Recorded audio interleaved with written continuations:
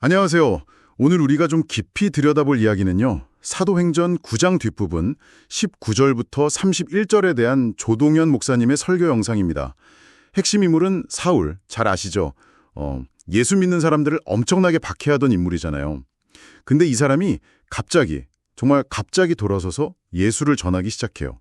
그야말로 인생의 방향이 180도 바뀐 사건이죠. 네, 맞습니다. 이런 엄청난 변화, 특히 한 사람의 신념이 뿌리째 뒤바뀌는 그런 경험 뒤에는 과연 어떤 일들이 벌어질까요? 그냥 뭐 개인적인 차원에서 끝날까요? 아니면 주변하고 막 부딪히고 더 큰 파장이 있을까요?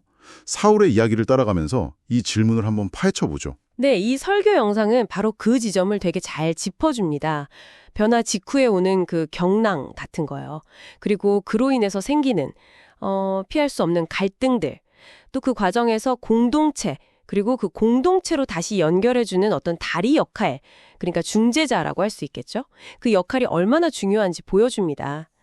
사울은 변했지만 예전 동료들한테는 뭐랄까 배신자죠. 죽음의 위협까지 받고요. 또 새롭게 들어가려는 공동체는 이 사람 진짜 변한 거 맞아? 의심하고 두려워하죠. 그렇죠. 당연히 그럴 수 있죠. 네, 이 오래된 이야기가 오늘날 우리가 겪는 여러 변화들, 또 거기에 대한 반발, 그리고 깨어진 관계를 어떻게 회복할 수 있을지 좀 실마리를 던져주지 않을까 싶습니다. 당신의 삶에는 또 이게 어떻게 다가올지 한번 같이 생각해보면 좋겠습니다. 사울의 행동 변화는 진짜 빨랐어요. 설교에서도 나오지만 변화하자마자 즉시라고 하잖아요. 자기가 그토록 핍박했던 바로 그 메시지, 예수가 하나님의 아들이다. 이걸 막 회당에서 선포하기 시작한 거예요. 네, 정말 대담하죠. 사람들이 얼마나 놀랐겠어요. 특히 옛날에 같이 활동했던 유대인들은 뭐랄까 배신감, 분노 이런 것 때문에 그를 죽이려고까지 했죠. 밤에 몰래 제자들이 광주리에 담아서 성벽 아래로 내려보낼 정도로 상황이 정말 긴박했어요. 네, 목숨이 왔다 갔다 하는 상황이었죠. 여기서 우리가 좀 주목할 첫 번째 포인트가 나오는 것 같아요. 그러니까 급진적인 변화는 예전에 속했던 그룹으로부터 아주 즉각적이고 격렬한 반발을 불러올 수 있다. 심지어 생명의 위협까지도요. 맞습니다. 정말 그야말로 극한 상황인데요. 옛 동료들은 죽이려 들지 새로운 공동체는 의심하지. 바로 이 지점에서 정말 중요한 인물이죠. 바나바가 등장합니다. 아, 바나바. 그렇죠. 예루살렘 교회 사람들이 사울의 과거 행적 때문에 그를 받아들이는 걸 되게 꺼렸거든요. 그럴 만도 하죠. 네, 어떻게 보면 당연한 반응일 수 있어요. 근데 이때 바나바가 다른 사람들이 다 주저하고 있을 때 딱 나서서 사울을 사도들한테 데려가요. 그리고 이 사람 진짜 변했다, 이러이러한 일이 있었다 설명을 해주고 보증을 서주는 거죠. 와. 이게 그냥 도와줬네 이걸 넘어서는 통찰을 주는 것 같아요. 그러니까 개인의 큰 변화가 사회적으로 받아들여지려면 그 불신이나 과거의 어떤 벽 같은 걸 허물어주는 신뢰 중개자 역할이랄까요? 그런 다리가 꼭 필요하다는 거죠. 바나바가 바로 그 역할을 한 겁니다. 설교에서는 이걸 또 하나님과 우리 사이의 중보자이신 예수님께 비유하기도 하고요. 와, 그건 진짜 대단한 용기네요.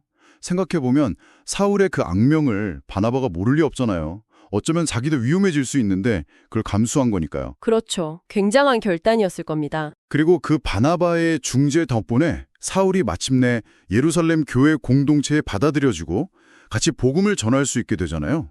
근데 그 결과가 또 놀라워요.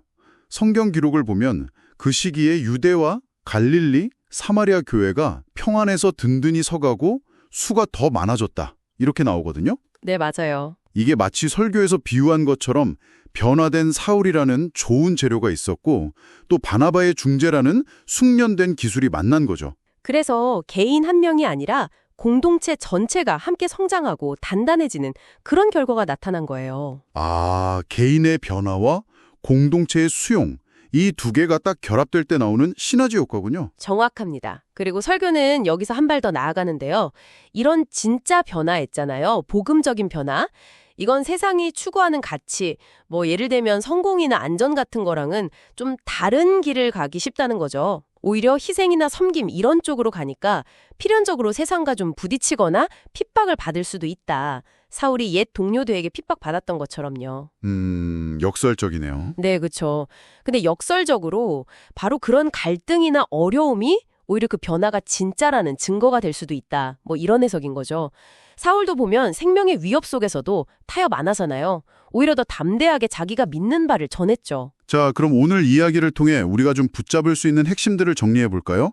한 사람의 극적인 변화는 곧바로 어떤 시험대에 오르게 되고 네. 또 과거의 그림자를 넘어서 새로운 공동체에 온전히 속하기 위해서는 신뢰의 기반은 중재 역할이 정말 결정적이고 맞아요. 그 다리 역을. 네.